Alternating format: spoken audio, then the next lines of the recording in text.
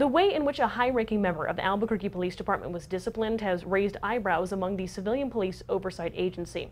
It was discovered that she altered an internal affairs document. Now, that agency finally has access to the case after it was initially denied by the city. As News 13's Jeannie Nguyen found out, that approval came with a hurdle. She's here to explain. Jeannie.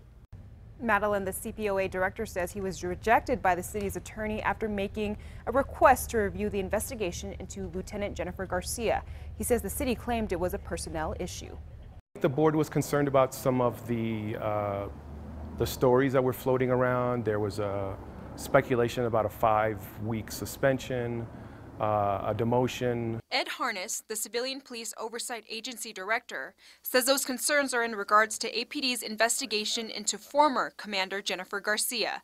Garcia was in charge of the Internal Affairs Department in APD, but she was removed from that position and demoted to lieutenant last month after an investigation revealed she altered an internal affairs report. Then, earlier this month, the CPOA decided to do their own review to make sure the department followed procedures with her discipline. One member of the board pointed out that Garcia is married to an APD deputy chief. To ensure that all the steps were taken that were necessary to clear up any perceptions about a conflict of interest or anything else. But the board's plan came to a screeching halt when Harness says the city attorney, Esteban Aguilar Jr., rejected their request to review. We were surprised that they were going to try to hide the file under attorney-client privilege.